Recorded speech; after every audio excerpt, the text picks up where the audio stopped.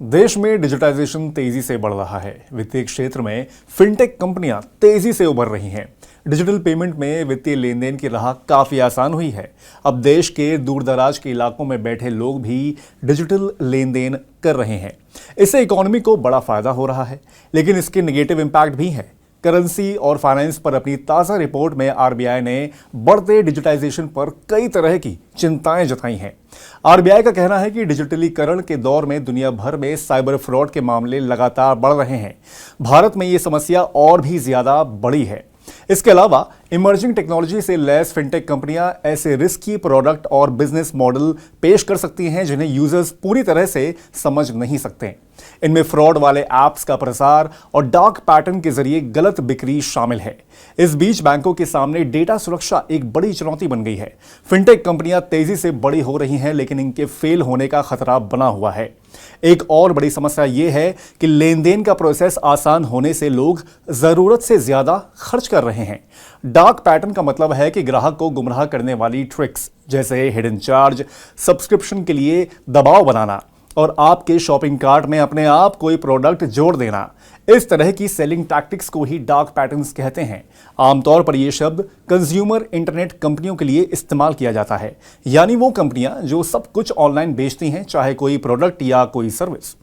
Consumer internet कंपनियां hidden fees और subscription trap जैसी टैक्टिक्स का जमकर इस्तेमाल कर रही हैं, जिससे यूजर इन ऐप्स या साइट का इस्तेमाल करते समय परेशान हो रहे हैं। इन ऐप्स का मकसद आपकी जिंदगी को आसान करना था, लेकिन ये फिनटेक कंपनियां ग्राहकों को परेशान कर रही हैं। आरबीआई ने रिपोर्ट में पेटीएम की ओर इशारा करते हुए कहा कि इंडियन इकोनॉमी में फिनटेक कंपनियां तेजी से बड़ी हो रही हैं, लेकिन व्यापक नेटवर्क को संभाल पाना इनके लिए मुश्किल हो सकता है।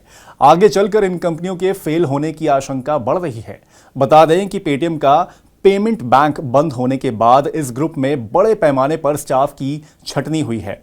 फिनटेक इंडस्ट्री में ऐसी घटना आगे ना हो, आरबीआई ने इसी बारे में चेताया है। आरबीआई के अनुसार डिजिटल पेमेंट को लेकर लोगों के खर्च करने का तरीका बदल रहा है।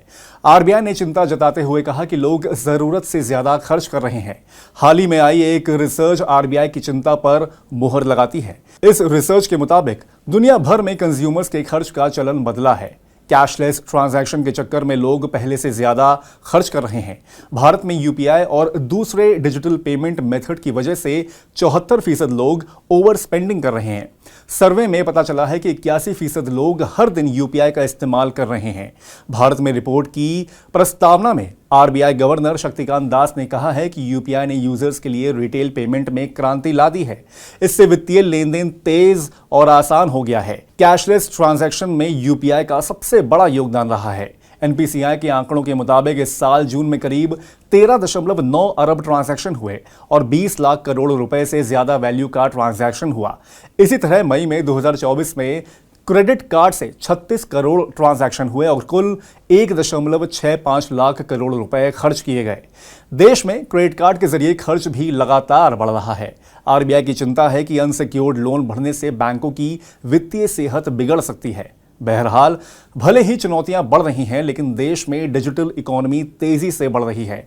आरबीआई की रिपोर्ट के अनुसार जीडीपी में इसका योगदान बढ़कर 20% हो सकता है, जो अभी 10% है। साल 2017-18 से लेकर 2023-24 के अंत तक, यानी पिछले 7 साल में डिजिटल पेमेंट में संख्या के आधार पर सालाना 50% की वृद्धि दर्ज हुई है। मूल्य के लिहाज से हर साल 10% की रफ्तार से बढ़ रही है। इस अवधि में 2428 लाख करोड़ रुपए के 164 अरब डिजिटल लेन देन हुए हैं। कुल मिलाकर किसी भी टेक्नोलॉजी के फायदे और नुकसान दोनों होते हैं। सरकार और रेगुलेटर को मिलकर डिजिटाइजेशन के जोखिमों को काबू करने के लिए मजबूत स्ट्रैटेजी बनानी चाहिए।